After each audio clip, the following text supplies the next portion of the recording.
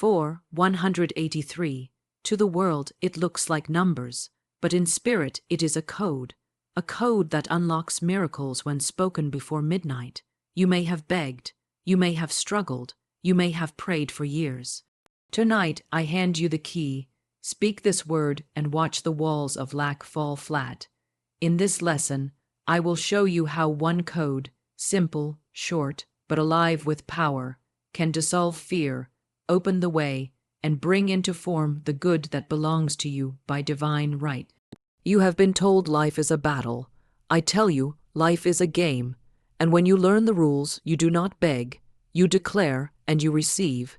You may have tried affirmations and grown weary when nothing appeared.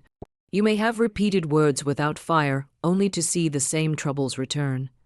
But tonight, I reveal why your words did not move mountains and how to speak so heaven itself rushes to obey. The code I give you is not empty talk. It is law backed by spirit, and when you understand it, you will never speak in vain again. In this teaching, I will uncover the secret of the 183 code, why it was called forbidden, and how to use it under grace in perfect ways. I will share with you the exact declaration to speak, the law it sets in motion, and the stories of those who have seen miracles follow it. We will expose the lies of fear. We will replace doubt with authority, and by the end you will know how to command your midnight hour. Stay with me, for the last truth I will reveal may shock you, and it will set you free. Most people think numbers are lifeless to them. They're marks on paper, things to add and subtract, tools for the bank or the classroom. But in spirit, every number carries vibration, and every vibration carries a message. What looks empty to the carnal mind is alive in the divine. This is why I tell you 183 is not random, it is a code. And when the tongue closes it in sound, it moves forces unseen. Here's what most people miss. Your words are never idle. Every word you speak is a seed. Every sentence is a decree. The subconscious is a perfect servant. It does not argue. It does not reason. It does not sleep. It only receives what you impress upon it, and then it carries out the order in detail. That's why Jesus warned, by thy words, thou shalt be justified, and by thy words, thou shalt be condemned. He did not say, by thy intentions. He did not say, by thy hopes. He said, by thy words, because words are vibrations and vibrations shape matter. Now listen closely. Imagine a phonograph record, soft and sensitive. Every note, every breath of the singer, every cough in the background impressed upon that record. When the needle drops, it plays back exactly what was given. No more, no less. That's the subconscious. It doesn't choose the tune. It doesn't correct the mistakes. It simply repeats faithfully until you decide to smash the old record and cut a new one. And the only tool you hold in your hand to cut that record is your word. Do you see why the code matters? 183 is not powerful because the world declared it so. It is powerful because when spoken with faith, it gives the subconscious a new pattern, a fresh decree. It interrupts the cycle of fear. It replaces the joke of lack, the chant of worry, the confession of defeat with a divine imprint. And once impressed, the subconscious will play it back over and over until it becomes the shape of your affairs. I knew a woman once who loved to joke. I wish I lived in a trunk. I'm so tired of managing my house. She laughed.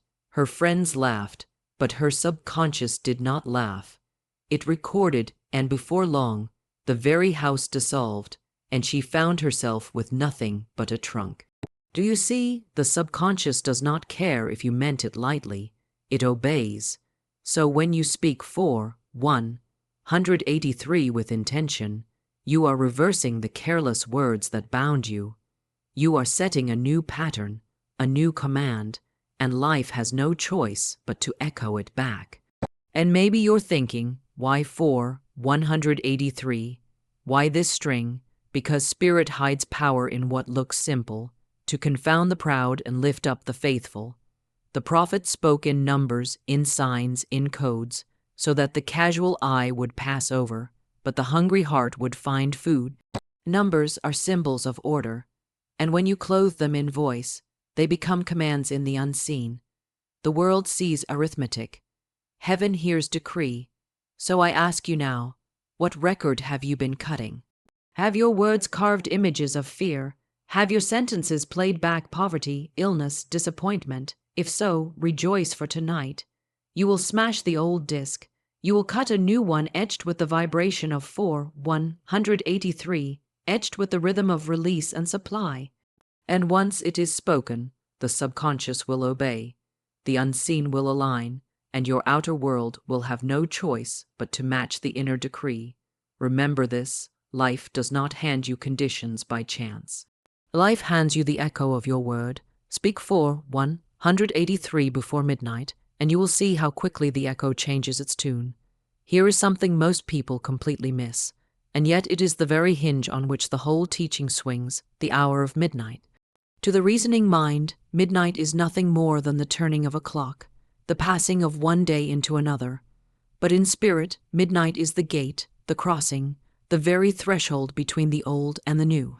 It is the hour when one record ends and another begins, when the subconscious stands open like soft wax, waiting for the seal of your word. That is why I tell you to speak before midnight. Because if you go to bed carrying fear, if you close your eyes with doubt still ringing in your mind, the subconscious will hold that fear through the long hours of sleep and play it back as your reality. But if you command the hour, if you speak the code with faith before the day dies, then you send your word ahead into the unseen, and the new day is born, carrying your decree like a crown. Think of how the Bible speaks of midnight. Paul and Silas, bound in prison, lifted their voices in praise at midnight, and the prison doors swung open, the chains fell, and every captive was loosed. That was not a story of chance, but a law in action. Midnight is the pivot point of power. It is the end of one captivity and the start of release. And so it is with you when the world sleeps, when reason grows quiet, when the body sinks into silence. The subconscious is uncovered. The guards are down, it receives without question, and if you dare to speak the code 183 at that threshold, the impression goes deeper than it could at any other hour. It is the law of divine timing. I knew a woman who came to me weary, carrying only $8 in the world. She was dejected, worn, ready to surrender, yet she obeyed the inner voice, that still small whisper which told her to take a certain step, to follow a hunch to go home, though reason said to stay. And through that obedience, thousands of dollars came to her in a way she could never have reasoned at the very moment it was needed. Do you see? She obeyed the divine urge, and the gate opened. Midnight operates in the same way. It asks you to step beyond reason, to speak when all appearances are against you, to command when logic says it is too late. For in spirit nothing is too late. Midnight is not an ending. It is the instant of new beginning, and let me press this deeper. Most people go to bed rehearsing their troubles. They whisper, I am tired, I am broke, I am alone. And they fall asleep with these sentences etched across the sensitive plate of the subconscious. Then they wonder why they wake to the same chains, the same lack, the same disappointments. But if you will turn the tide, if you will speak 183 before midnight, you are changing the seed before it goes into the soil. You are commanding the harvest at the very moment of planting. That is why the code must be spoken at the threshold. For the soil of the subconscious is never more fertile than in that midnight hour. So when I tell you to speak this word, do not take it lightly. Do not postpone. Do not say, tomorrow I will begin. For midnight waits for no man. The day closes, and what you send into the dark will greet you in the light. Speak with authority. Speak with joy. Speak as one who knows, and watch how quickly the new morning obeys. For midnight is not the end of time. It is the opening of the secret door, the very swing of the hinge between captivity and freedom, between lack and plenty, between fear and faith. And if you speak 183 before that door closes, you will see how swiftly the unseen rushes to fulfill your decree. Here is the place where so many stumble, and it is the single reason why most prayers seem unanswered, why most affirmations ring hollow, why many souls cry out and yet see no change in their affairs. It is because they have given more power to fear than to faith. I say to you plainly, fear is not some harmless shadow. Fear is inverted faith. It is faith standing on its head. It is the belief in evil instead of good, the confession of failure instead of the declaration of victory, the dark agreement with lack instead of the radiant agreement with abundance. And what is faith but agreement with God? And what is fear but agreement with the enemy? When you tremble, when you picture disaster, when you rehearse the worst in your mind, you are prophesying against yourself and your subconscious. Ever faithful, ever obedient, takes your fear as law and works it out in detail.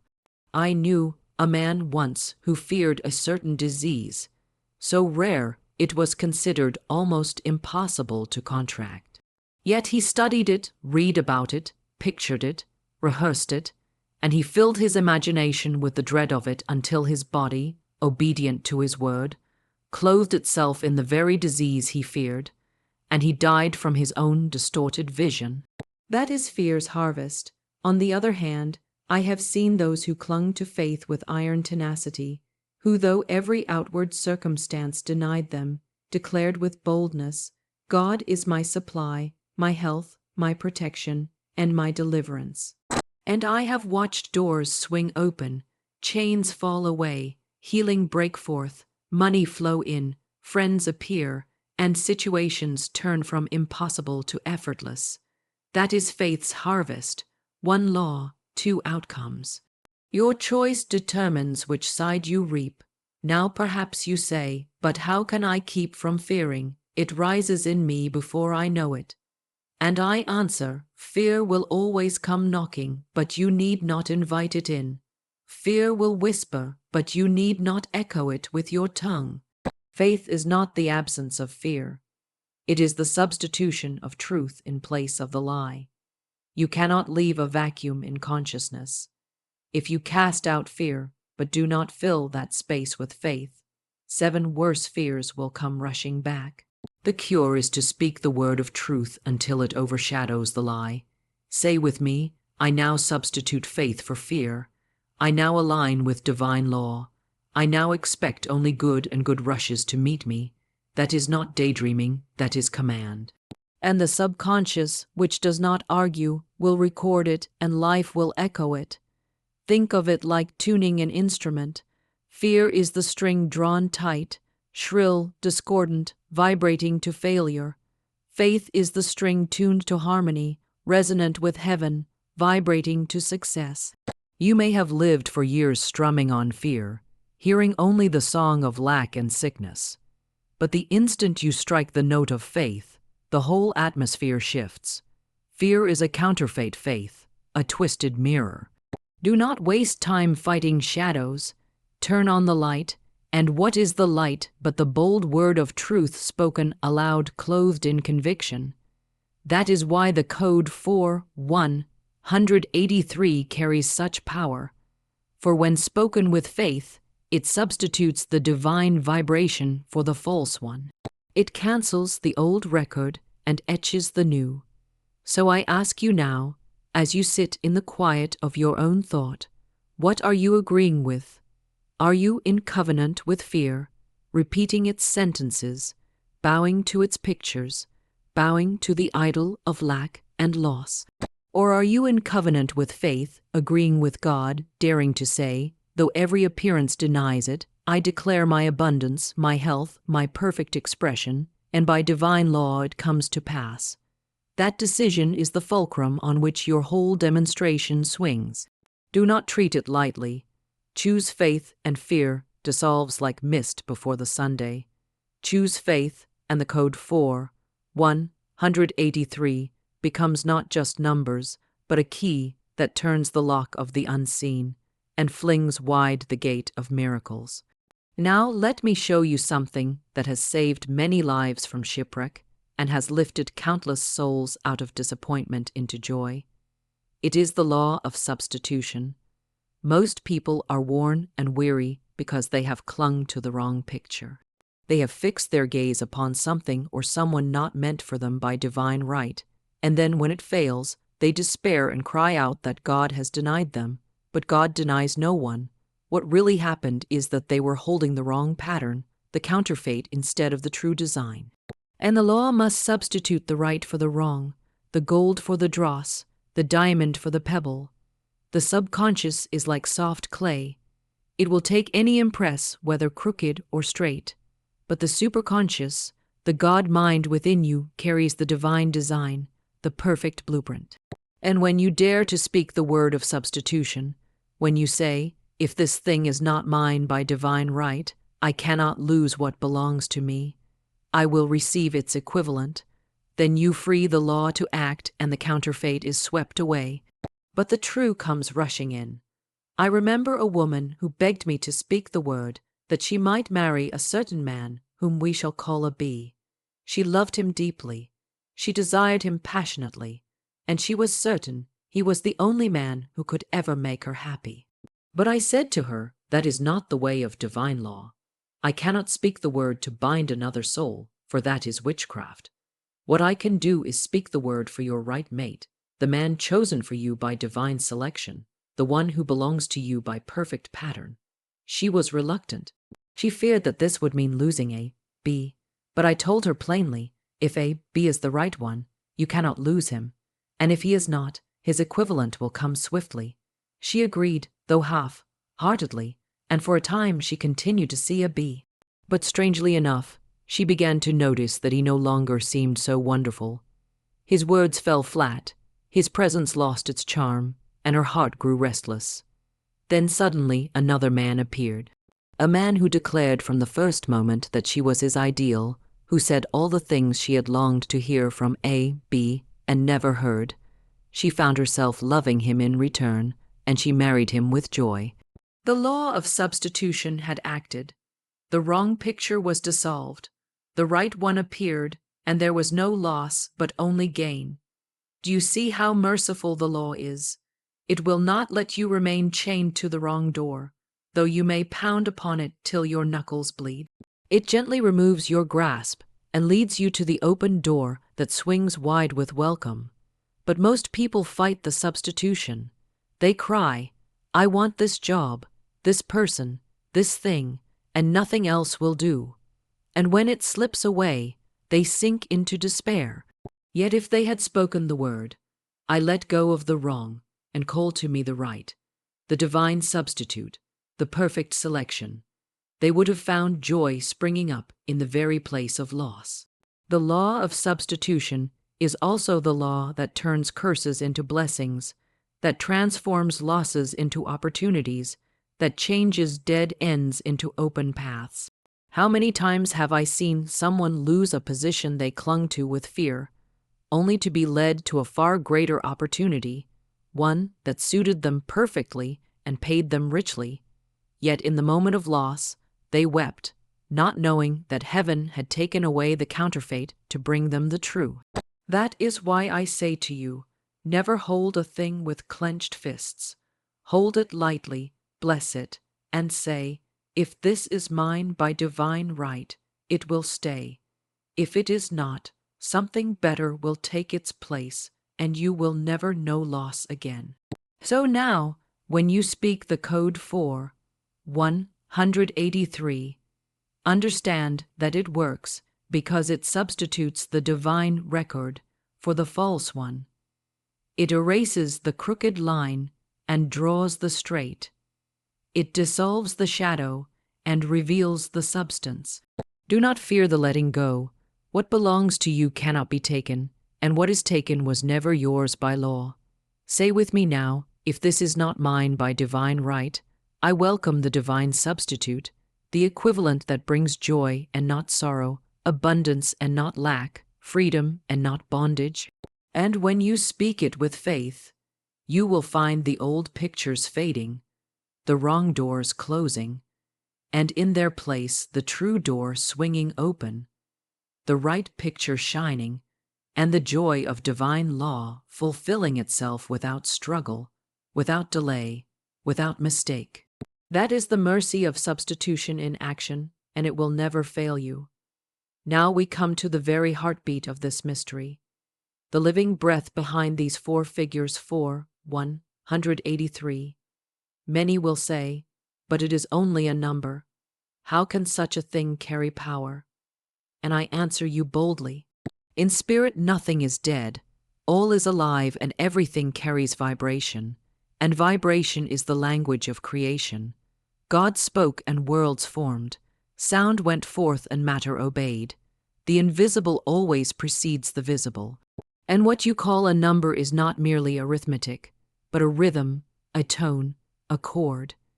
And when that chord is struck upon the unseen strings of the subconscious, it resounds through your affairs like music, drawing into order, release, and increase. Numbers are symbols, yes, but when breathed out by the tongue and clothed with faith, they become commands to the unseen, and the unseen obeys without question. Understand this. Your subconscious is a perfect photograph. It records without judgment. It plays back without choice, and it knows no difference between a fearful chant and a faithful decree. If you fill it with words of defeat, with jokes of poverty, with whispers of sickness, it plays them back in your body, your home, your business, until your very days are scored with the music of your own careless tongue.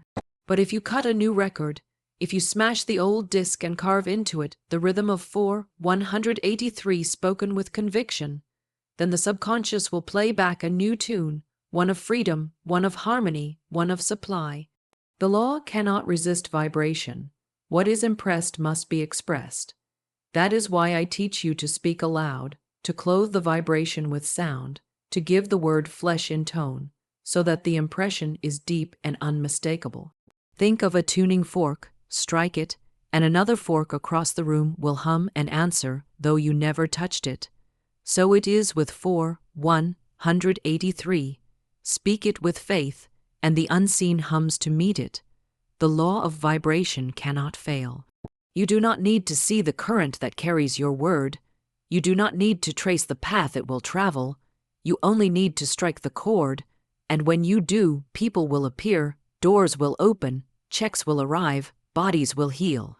Not because you forced them, but because you set the vibration and everything else tuned itself to match.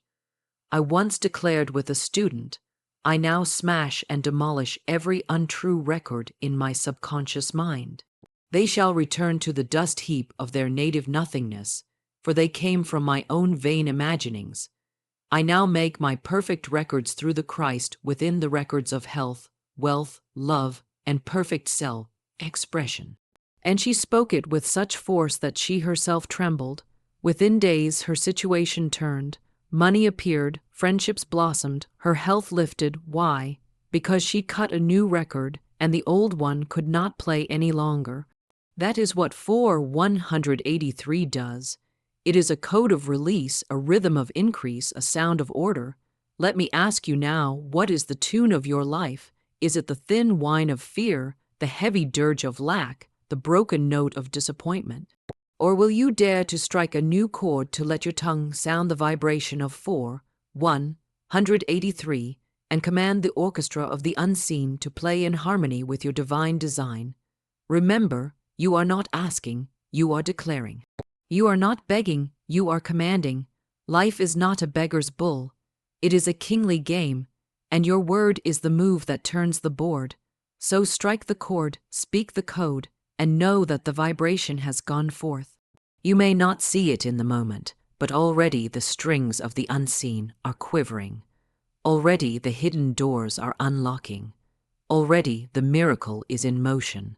Such is the law of vibration, and such is the power of your spoken word. Here is where the whole game turns, and it is the very point at which most souls falter because they want the harvest without preparing the ground. They want the miracle without making room for it. They want the answer, but will not lift a finger to set the stage. Yet the law is clear. Preparation is the proof of faith, and without faith it is impossible to please God. For faith is the substance of things hoped for, and the evidence of things not seen. In the scriptures, the prophet Elisha told 3 kings stranded in the desert, without water, to dig ditches in the valley. There was no cloud in the sky, no sign of rain, no river near. Yet the command was, make this valley full of ditches. And as they dug, the ditches filled, not by rain, but by the hand of the Almighty. So it is with you, your preparation. Your digging is your declaration that the unseen supply is already on its way.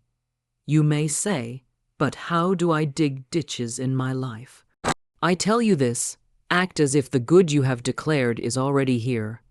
Not with strain, not with foolish spending, not with anxious rushing, but with the calm certainty that what is yours by divine right cannot be withheld and must arrive on time. I once counseled a woman who desperately needed an apartment at a time when every newspaper declared there were none to be found. Her friends pied her and said she would have to put her furniture in storage and live in a hotel. But she refused their pity and declared, "Infinite Spirit opens the way for the right apartment for me, one with God as a majority." And when the thought tempted her to doubt, to hold back, to play small, she said, "No, I will dig my ditches." She went out and bought blankets for the apartment she did not yet see. That simple act of preparation was her silent word of faith, and soon enough the right apartment appeared, and out of hundreds of applicants, it was given to her. The ditch was dug, and the supply rushed in to fill it. I tell you plainly, if you ask for success, but prepare for failure, you will receive the very thing you prepared for. Many pray for prosperity, and then hoard their pennies in fear. They pray for health, and then plan what hospital they will go to when sickness comes. They pray for love, but speak only of heartbreak. They dig ditches for failure, and then wonder why the desert fills with dust instead of water. Do you see? The law does not mock you. It simply mirrors you.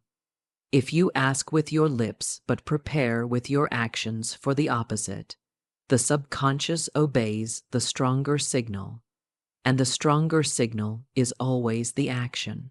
So if you desire a trip, buy the trunk, as one of my students once did, and before long he was on the ship sailing to his destination, financed in a way he could not have imagined.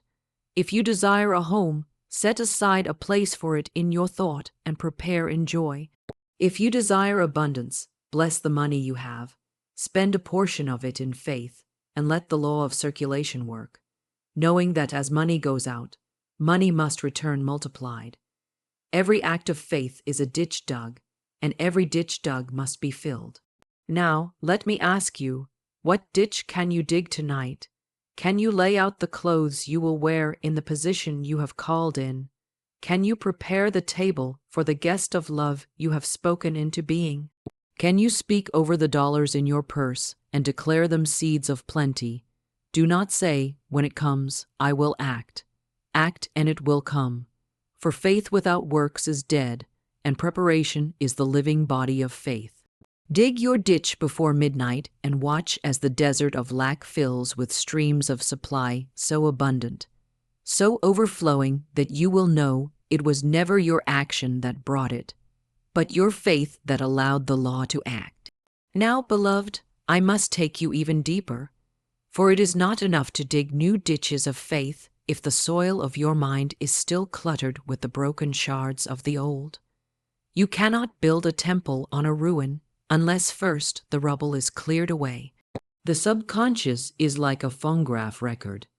As I have told you before, it captures every tone, every whisper, every declaration, whether spoken in justice or in earnest, whether murmured in despair or shouted in triumph, and then it plays them back faithfully again and again, until the music of your life becomes a tired refrain of your own. Careless speech. Some of you have been listening to the same record of defeat for years. A record scratched with phrases like, I can't, I'm afraid I'll never, there's not enough, and every time it spins, You relive the same conditions, the same disappointments, the same lack. But tonight, I tell you, you can smash the old record and command a new one to be cut. A woman once said to me, "I am sick and tired of managing this house. I wish I lived in a trunk." She laughed, her friends laughed, but the subconscious did not laugh. It recorded, and in due time the house was gone, the comfort was gone, and she lived with nothing but a trunk.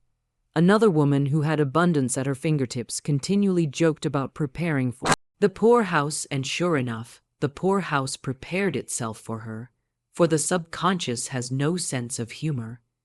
Do you see why the scriptures warn us that death and life are in the power of the tongue? It is not poetry, it is law. The careless words you have sown have borne their bitter fruit. But the same law that bound you is the law that frees you. For every false record can be shattered by the higher word of truth, and the moment you speak with authority, the moment you declare, "I now smash and demolish every untrue record in my subconscious mind," and they return to the dust heap of their native nothingness, for they came from my own vain imaginings. The hammer of spirit falls, and the grooves of failure are broken forever. But you must not stop there.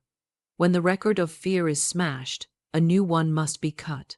For the subconscious will play something, and if you do not give it truth, it will replay the old lies.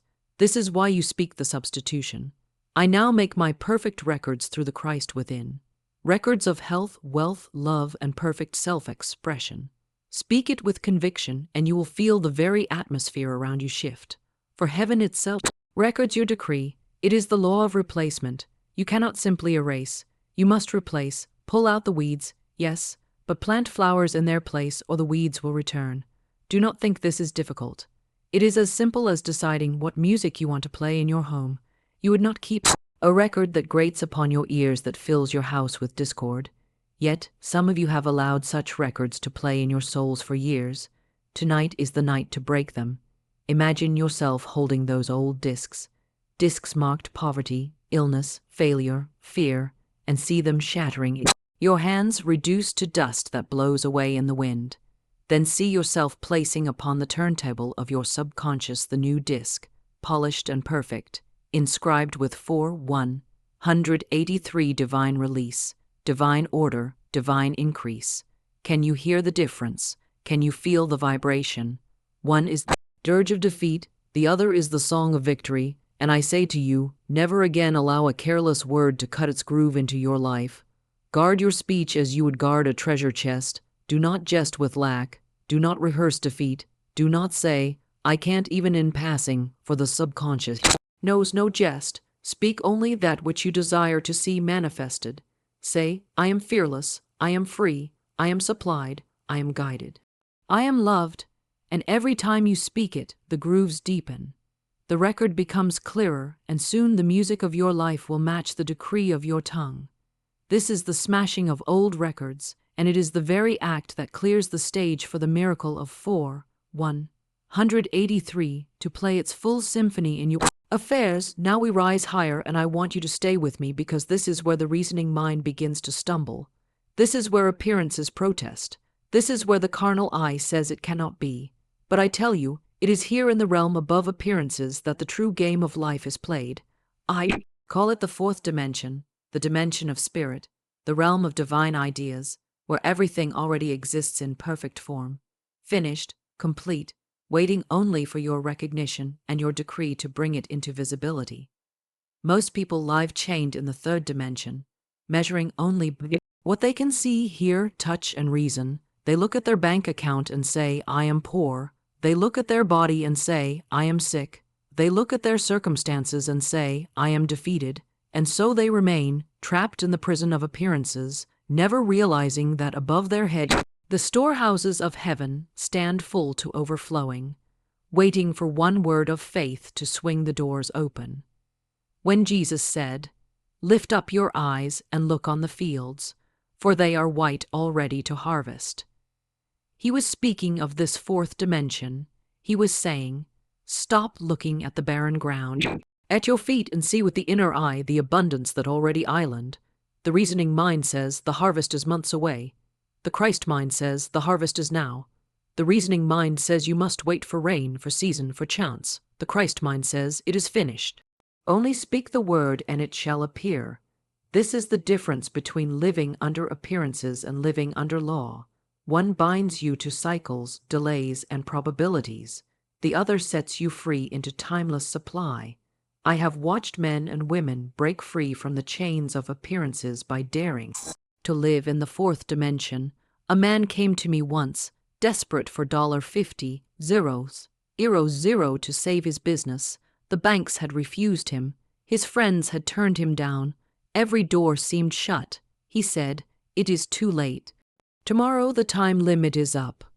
But I told him, God does not need time, and he is never too late. Lift up your eyes from appearances. See with me the supply already given.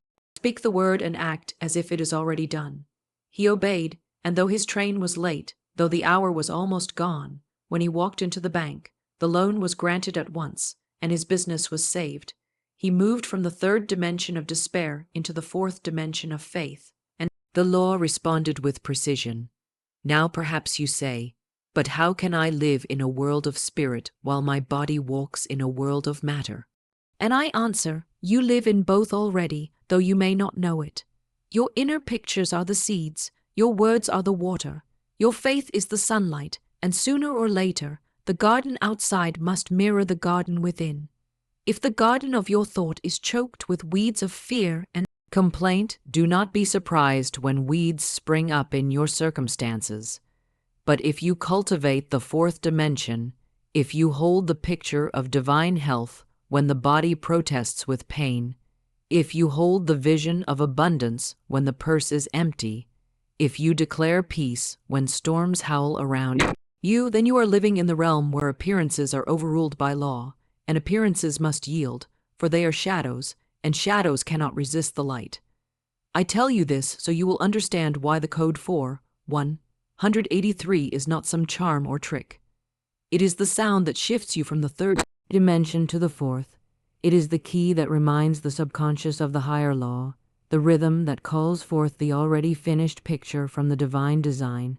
Speak it with faith, and you will find yourself less shaken by appearances. You will begin to walk through storms with calm, to face lack with composure, to hear the roar of fear and yet reply with steady conviction. I live in the fourth dimension where my good already is and nothing can be added or taken away. This calm is not passivity, it is mastery. It is the serenity of one who knows the higher game is already won. So, tonight, as midnight draws near, refuse to bow to appearances. Lift up your eyes, refuse the report of lack, refuse the verdict of fear, speak the code and declare, I am not bound by what I see. I am governed by what I know. My good is finished in the fourth dimension, and I call it into form under grace in perfect ways, and watch how swiftly the shadows scatter when the light of this truth floods in. For once you taste life in the fourth dimension, you will never again be satisfied to live chained to appearances. Now I must reveal to you the crowning secret of all manifestation. The fragrance that proves the flower is already in bloom. The note that tells you the song is finished in the unseen. It is joy. It is thanksgiving. Most people miss this, for they beg and they plead, they strain and they push. And even when they speak their affirmations, they do it with tight lips and anxious hearts, as though their words were coins tossed into a locked chest, hoping somehow the lid will open. But this is not the way of the law. The law responds to faith, and the proof of faith is joy. When you are truly convinced that your good is already yours by divine right, you cannot help but rejoice. Thanksgiving flows from you as naturally as breath, and joy becomes the atmosphere of your being. You do not wait for the thing to appear before you give thanks. You give thanks because you know it already is. And that very thanksgiving is the magnet that draws it swiftly into form. I once desired a rose tree. I did not ask in long prayers. I did not plead with heaven. I simply wished it for a moment and saw it in my mind's eye. Pictured it being carried into my home. The next day, a friend brought me flowers. She had ordered lilies, but by a so-called mistake, the florist sent a rose tree. Do you see the law? I had already given thanks for the tree, already rejoiced in the image of it, and therefore it had to appear. That so-called mistake was simply the law fulfilling my joy. Another woman came to me with only $2, desperate for prosperity. I said, bless this money. Declare it your magic purse that can never be emptied, and see it bulging with bills, crammed, jammed, overflowing. She believed, she rejoiced. She gave thanks as though her purse were already heavy. And before long, she received a gift of $6,000. Fearless faith crowned with thanksgiving brought it to pass. The world will tell you to wait until the blessing comes before you celebrate. But I tell you, if you wait, it will never come. For the celebration is what calls it. Thanksgiving is not an afterthought. It is the creative force itself. To walk in joy is to declare to heaven, I trust you, I believe you, I know it is done. To murmur and complain is to declare to heaven, I doubt you, I fear. I believe more in lack than in supply. Which confession do you think the subconscious obeys? Which decree do you think life will echo? Remember, joy is not a shallow emotion. It is a mighty vibration, and vibration is the language of spirit. Speak the code 183 with thanksgiving, and you will feel the air change around you as though unseen doors are swinging open because they are. So I say to you, when you rise in the morning, give thanks before your feet touch the ground. When you pay a bill, give thanks that your supply is endless.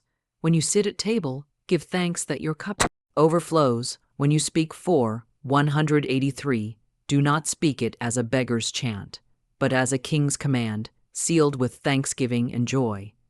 Rejoice before you see the miracle, for that is the Shest sign, it is already on its way. And when it arrives, you will not be surprised.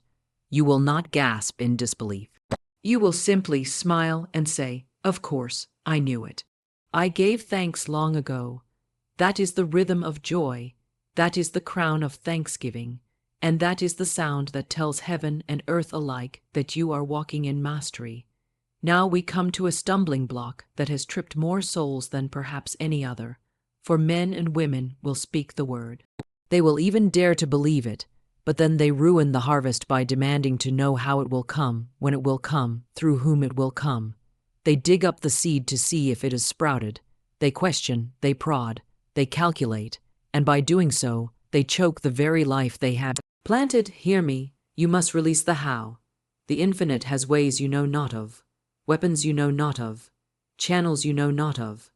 And the moment you try to map it, the moment you try to tell God how to work, you limit the Holy One of Israel and shut the very door you are asking him to open. Reasoning mind wants blueprints, guarantees, explanations, but faith wants none of these. Faith rests, rejoices, and expects, knowing that the invisible is at work and the form must appear in due season. Do you remember the child who asks for a toy at Christmas? He does not stay awake all night, pacing the floor, wringing his hands, wondering what store his parents will buy it from, or what ship will carry it, or how many coins must be counted to pay for it. He asks, and then he sleeps, confident that when the morning dawn, the gift will be there. That is faith, simple and fearless. Yet, grown men and women who call themselves wise, pray for health, pray for supply, pray for deliverance, and then lie awake all night worrying, calculating, and doubting. They speak the code and then strangle it with anxiety. They say, but what if it doesn't work? What if I fail? What if it comes too late? And so they cancel their own decree. Beloved, you must become as a little child again. You must release the how. You must say, Father, I thank you that it is already done. I do not need to know the channels. I do not need to see the machinery. I rest in the finished work and I rejoice. I recall the story of a woman who needed $3,000 at once or face ruin. To a reasoning mind, it was impossible. There was no way, no visible source, no friend to help, but she held to the truth, God is my supply. There is always a supply for every Demand, and at the last possible hour, a relative came unexpectedly to her door and offered her exactly the sum. She had not reasoned it out. She had not demanded a channel. She had not even thought of him. But infinite intelligence moved through a channel she had never dreamed of, and the supply came right on time. That is the power of releasing the how. Think of it like this. When you send a letter, you do not follow the mail carrier through every street. You do not demand to know the routes, the trucks, the planes that will carry it. You drop it in the box and you rest knowing the system is faithful, so it is with your word. Speak it, release it, and rest. When you speak 183, do not look around nervously for signs. Do not measure by appearances. Do not chase after men and plead with them. Release it. Say, the law has received my decree, and it must return fulfilled. And go on. Enjoy. The less you meddle, the faster it works. The more you rest, the swifter the supply. So I say to you tonight, speak the word, seal it with thanksgiving, and then let it go. Do not dictate the channels. Do not bind God to one door, for he has 1,000. Do not demand the plan, for his ways are ingenious, his methods are sure. Release the how, and you will marvel at the swiftness, the strangeness, the beauty of the ways in which the miracle arrives. That is the majesty of this law, and that is why I tell you, never meddle with the machinery.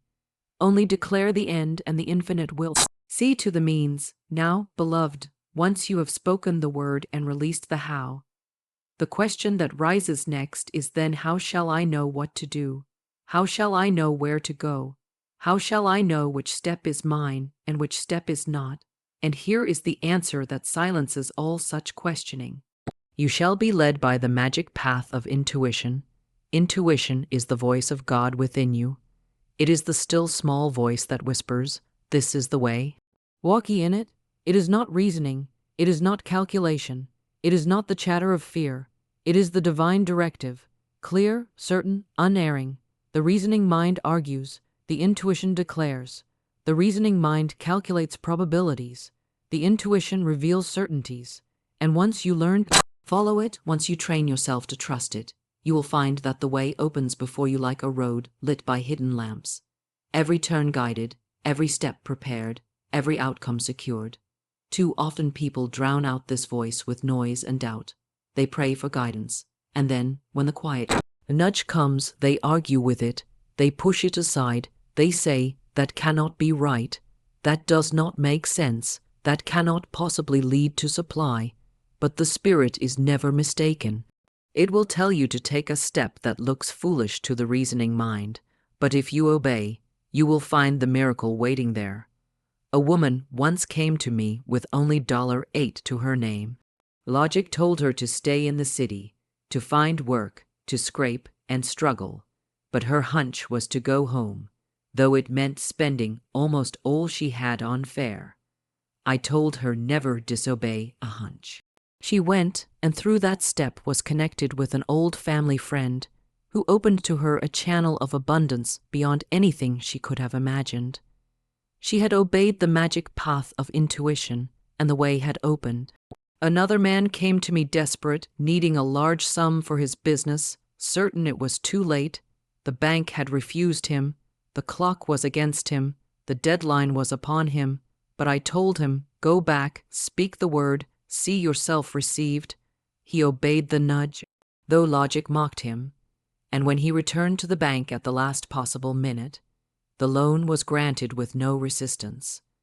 The hunch led him to victory when reason declared defeat. This is the law. Intuition is the straight line, the beeline, the path that cuts through the labyrinth of appearances and takes you directly to your demonstration. So I tell you, when you speak 183 and release the how, listen. Do not force, do not strain, simply listen. The nudge may be to call a friend, to walk a street, to open a book, to sit in stillness. Do not despise the day of small things. The Spirit speaks often in whispers, not in thunder. But if you obey, the small step leads to the great opening. The door swings where you least expected. The supply flows through channels you never saw. The healing rises in ways you never traced. This is the magic of the path. It is not your plan. It is God's, and his ways are sure. And perhaps you say, But how do I know if it is intuition or simply my own restless thought? The answer is simple. Intuition is calm, steady, certain, without argument. It does not plead, it declares. It does not agitate, it directs. It may be but a gentle urge, but it carries peace with it. And when you follow, peace expands. That is how you know the difference. Fear shouts, intuition whispers. Fear confuses, intuition clarifies. Fear binds, intuition frees. Follow peace and you will never be misled. So let this be your practice. After you speak the code, after you release the how, grow still, listen and obey the nudge that rises. Even if it seems foolish to the reasoning mind, follow it. For spirit cannot mislead. It is the lamp to your feet, the light to your path, the inner compass that points always to your good. That is the magic path of intuition. And if you walk it, you will never stumble. For the infinite walks before you, preparing the way. Now we arrive at one of the most marvelous revelations of divine law, and I want you to lean in and hear it with your whole heart, for it will release you from strain and striving forever if you grasp it. God has channels you know not of, and the supply that belongs to you may come from directions you could never imagine. Most men and women live hemmed in by their reasoning, fenced in by their limited vision, believing that their good must come through one source, one person, one job, one family connection, one narrow pathway. And because they cling so tightly to these human channels, they cut off the great river of supply that longs to rush in from 1,000 directions. They limit the Holy One of Israel by binding him to a single door, a single avenue. And when that door shuts, they cry that they are ruined. But I tell you, the Spirit is never limited. The infinite intelligence that created worlds has 1,000,000 ways to deliver your good. And if one door shuts, 10 more stand ready to swing open. If only you will release your grasp and let them. I recall a woman who came to me in despair, for she had no money for her rent, no channel in sight, and reason told her it was hopeless. Yet she held fast to the truth, declaring that supply was hers by divine right. And as she walked her dog one day, led down a street she would not ordinarily have chosen, her eyes fell upon a roll of bills lying in her path, and it was exactly the sum she required. She searched for an owner, but none could be found, for the money had been placed there by the hand of Spirit, a channel beyond sight to meet her need. Another time, a student of mine obeyed an inner nudge to call upon an old acquaintance, though she felt embarrassed, for she had nothing to offer. Yet that simple step opened the way to a gift of thousands, coming from a heart she had not thought to lean upon. Do you see how the unseen arranges itself when faith is spoken? The very streets may shift, the very hours may bend to bring into your hand the good that belongs to you. This is why I tell you, never say my good must come from here, from this person, from this business, from this bank. For the moment you say that, you tie the hands of Spirit. Declare instead, my supply comes through endless channels under grace in perfect ways. The ways are myriad, the methods are sure, the law is unfailing, and then release it. Trust that the unseen is at work. You may find yourself led to a place you never thought to go, meeting a person you never thought to meet, receiving a letter you never expected to arrive. All of these are but the messengers of the unseen, the channels through which Spirit delights to show you that his arm is not shortened, that his river is not dry, that his methods are beyond all your reasoning. So when you speak for 183, do not narrow your eyes and try to trace its path. Do not say, if it does not come through this one, I am lost. Do not cling to the visible and call it your source. God alone is your source, and the visible is but one of his countless channels. Rest in this truth and you will be free. For when you release the demand that your good come in one way, you open yourself to the infinite ways in which it may rush to you. And then when it does appear, you will marvel at the ingenuity of Spirit, at the beauty of his timing, at the strangeness of his methods, and you will say, truly, I could never have arranged this. This is the Lord's doing, and it is marvelous in my eyes. Therefore, beloved, cease from trying to plot and scheme. Stop binding God to your tiny plans. Speak the word, release the how, follow the nudge of intuition, and then walk forward with eyes wide open, expecting miracles from channels you cannot yet see. For the unseen is more real than the seen, and when you trust it, you will find rivers in the desert, treasure in unexpected places, supply laid at your feet by hands you never touched. That is the majesty of channels beyond sight, and it is waiting to prove itself the moment you dare to believe. Now, beloved, let us turn to the walls that hem you in, the walls that tower before you, the walls that echo your fears and mock your faith, for each soul has his own Jericho. It may be the wall of lack, the wall of resentment, the wall of delay, the wall of sickness, the wall of injustice, but whatever form it takes, the law is the same. When the word is spoken with faith, the wall must fall flat.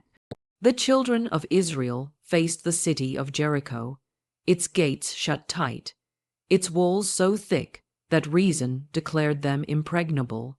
Yet the command was not to batter the gates, not to scale the stones, not to fight with weapons, but to march in silence, and then to shout at the appointed time. And when they shouted, the walls fell of their own accord. Do you see the law hidden in this story? It is not struggle that wins the day. It is the spoken word aligned with divine command.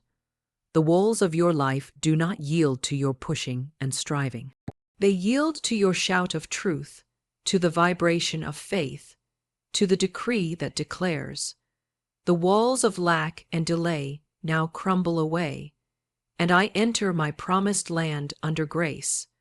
I once gave this very declaration to a woman who felt hemmed in by endless postponements and disappointments. Everywhere she turned, doors were shut, promises broken, opportunities delayed, until she felt imprisoned by invisible walls. I told her, "Speak this aloud. The walls of lack and delay now crumble away, and I enter my promised land under grace." She did, and she pictured herself stepping over the rubble of fallen walls into a land flowing with good.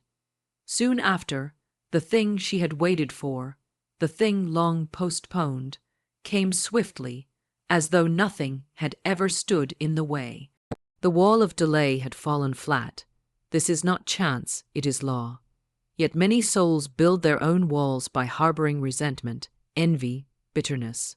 A woman once envied a gift her friend had received. She spoke with jealousy, and she felt shut out, as though the wall of lack had risen before her. But I told her to affirm, "What God has done for others, He now does for me and more." She obeyed, and soon received the very gift she had envied, and another besides. The wall of envy crumbled, and supply flowed in. That is why I tell you, resentment is mortar for the wall, envy is stone. Every bitter thought builds another layer between you and your good. But one word of truth, one decree of substitution, one shout of thanksgiving, and the wall must fall. So I ask you now, what is your Jericho? Is it the bank account that stares empty? Is it the body that aches with pain? Is it the door that refuses to open? Whatever it is, stand before it, not with fear, but with faith. Do not beat upon it with your fists of worry. Do not throw yourself against it in despair. Speak the word, shout the code, declare 183. The walls of lack and delay now crumble away, and I enter my promised land under grace. See it in your mind's eye, hear the crash of the walls falling, see yourself stepping over the stones into freedom. Do this, and you will know the truth of the scripture that says, "By thy words thou shalt be justified." The wall is not stronger than the word, and when the walls fall, do not look back. Do not mourn over the rubble of old limitations. Walk straight into your promised land with joy, for the law of substitution will not leave you empty-handed. The wall falls only to reveal the treasure within. That is the way of spirit. So tonight, let your tongue be the trumpet. Let your faith be the shout. Let your decree be the vibration that shakes down every barrier, and you will see the walls of Jericho crumble at your feet. Now that the walls have fallen, You stand in the open field of your promised land. And it is here that the greatest truth of all must be revealed. Every life carries within it a divine design, a perfect pattern, an unalterable plan written in the mind of God before the foundation of the world. This design is not something you invent. It is not something you cobble together by trial and error. It is not something that depends upon luck or chance or the favor of men. It is a blueprint inscribed upon your superconscious mind. Flawless, complete, eternal, awaiting only your recognition and obedience to unfold in visible form. Most people never find it because they are too busy sketching their own crooked plans, chasing after counterfeit desires, or bowing down to appearances. They live out lives of frustration because they are trying to fit themselves into garments never cut for them, trying to live in houses never built for them, trying to love partners never chosen for them by divine right. But I tell you, when you align with your divine design, struggle ends, fear dissolves, and life flows with a majesty and ease that no human effort could ever accomplish. I once spoke to a man who came to me discouraged and weary, saying he could find no place, no purpose, no satisfaction. He had tried one occupation after another, and though talented, nothing fit. He was as a square peg driven into round holes, bruised, battered, and unsatisfied. I told him, you are not here to force yourself into another man's mold. You are here to fulfill your own divine design, and that design is permanent and cannot be lost. Speak this word, infinite spirit. Open the way for the divine design of my life to manifest. Let the genius within me now be released. Let me find my place and fill it. He obeyed, and in a short time he was led into a work that suited him perfectly, one that brought him joy, recognition, and prosperity. His genius, long buried under the rubble of wrong choices, was released and his life blossomed. The plan had been there all along, waiting for his decree. Do not be afraid of losing by surrendering to the divine design, for the opposite is true. When you cling to your own limited plans, you cheat yourself of the abundance waiting in the eternal blueprint. But when you let go and declare, not my will, but thine be done, the divine design of my life now takes shape in concrete experiences leading to my heart's desire. Then you release the law to bring you into your perfect path, and that path will not only satisfy your heart, it will bless others. For the divine design is never selfish, never narrow, but always expansive, always inclusive, always tuned to the harmony of the whole. Your true place is a blessing to you and to all. Think of it this way. Every acorn holds the design of the oak tree. It cannot become a pine. It cannot become a willow. It cannot become a rose bush. Its destiny is the oak. Strong, tall, fruitful, sheltering. And if it tried to twist itself into another form, it would fail. But if it simply yields to the design within, the oak unfolds naturally, inevitably, gloriously. So it is with you. Within you is the acorn of the divine idea, the seed of your perfect work. Perfect love, perfect expression. Stop straining to be what you are not. Stop chasing another man's dream. Yield to your own design, and the oak of your life will rise strong and secure. So when you speak 183, understand that it is not only a code to break walls, it is a summons to your divine design. It says to the subconscious, erase the false sketches, clear away the counterfeits, bring forth the true. And when you live in this design, life ceases to be a battle and becomes instead a glorious unfolding, a revelation of what was always meant to be. Opportunities will meet you without struggle, people will appear at the right time, doors will open without effort, and you will know that you are at last walking in your true path. This is the joy of the divine design, and once you taste it, you will never again be content with anything less. And now, beloved, we come to the mystery of the forbidden, that word which the world hurls like a warning, that word which has kept countless souls timid, hesitant, afraid to touch the treasures that stand waiting for them in the storehouse of spirit. The world stamps forbidden upon anything it does not understand, anything it cannot control, anything that cannot be measured with yardsticks and balanced on ledgers. But spirit hides its greatest treasures in what the world calls forbidden, not to withhold them, but to protect them from the profane, and to test the faith of those who truly hunger and thirst after righteousness. Do you not remember how the prophets spoke in parables, how the mystics veiled their wisdom in riddles, how the Master himself declared to you, "It is given to know the mysteries of the kingdom of heaven, but to them it is not given. The forbidden is not the denied, the forbidden is the hidden, concealed until the faithful dare to believe, until the fearless dare to speak, until the obedient dare to act."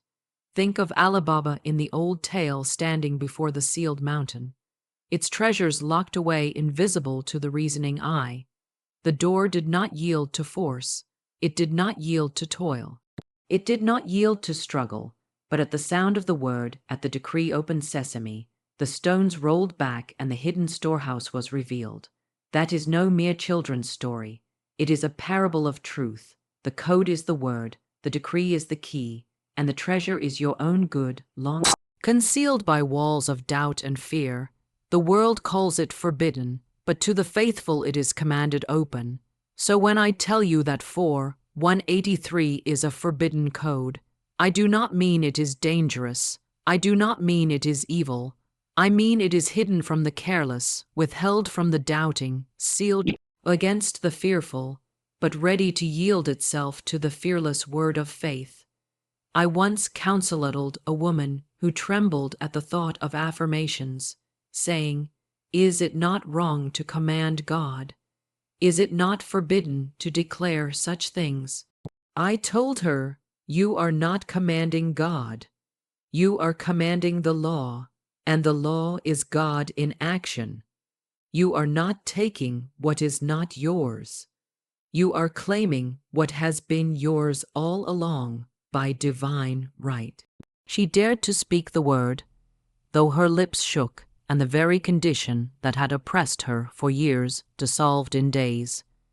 The forbidden became the permitted, the hidden became the revealed, the concealed blessing burst forth. So I ask you now, will you live bowed under the world's label of forbidden, or will you rise and leave beyond it?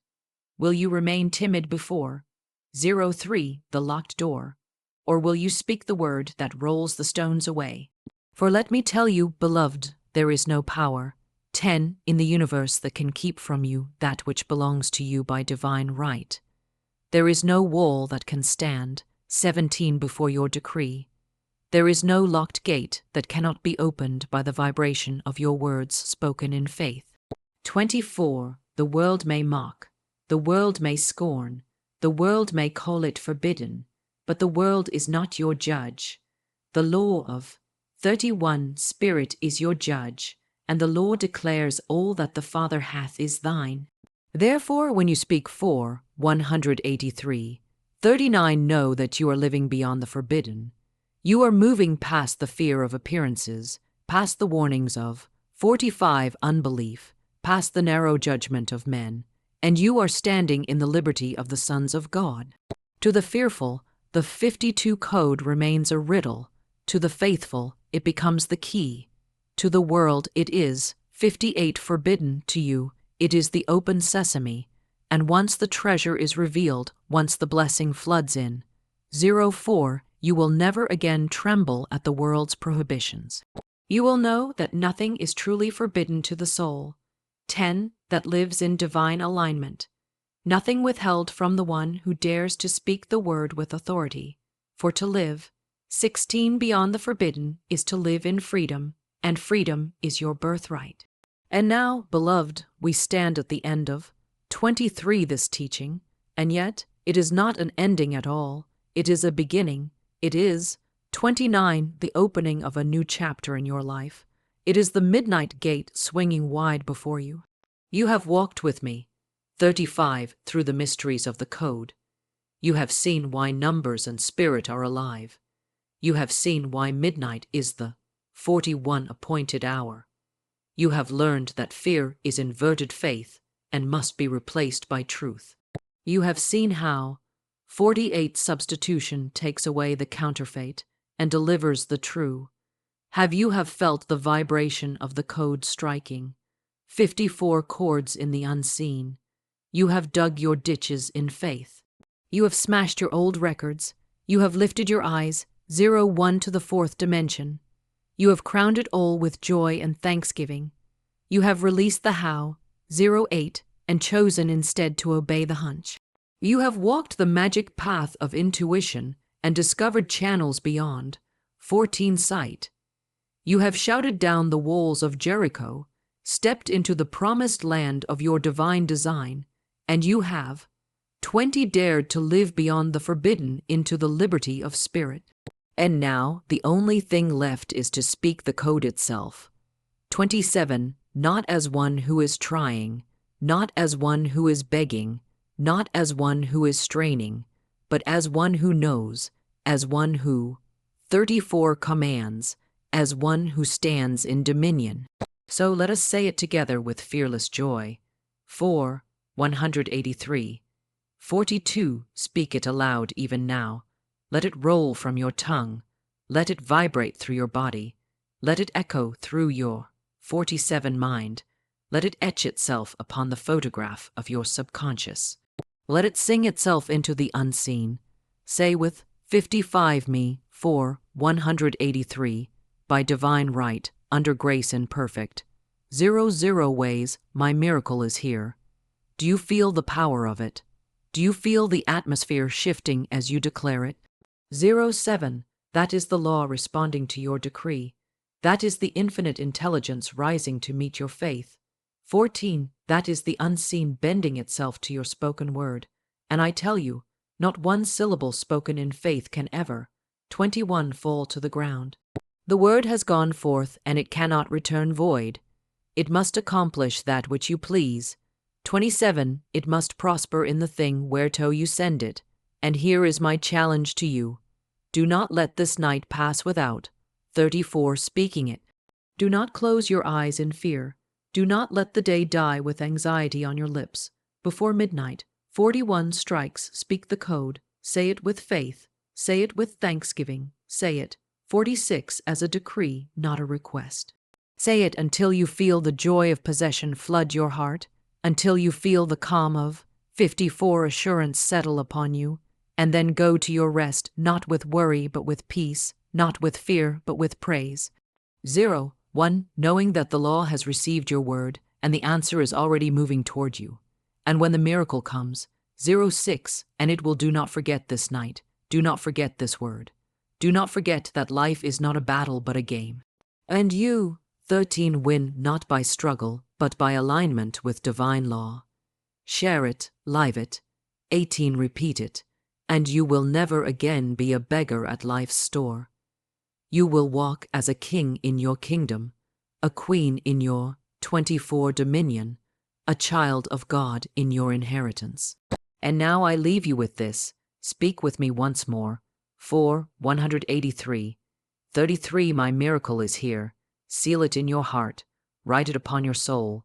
Let it be the song of your midnight and the 39 anthem of your dawn.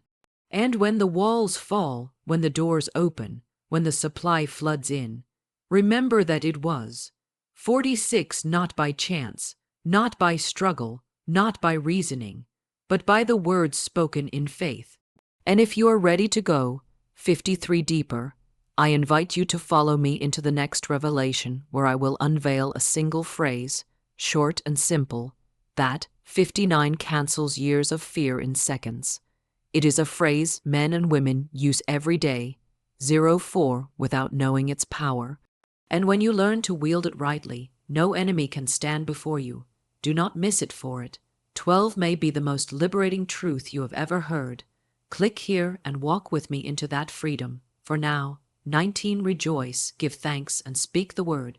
For the game is yours to win, and the victory is already sealed.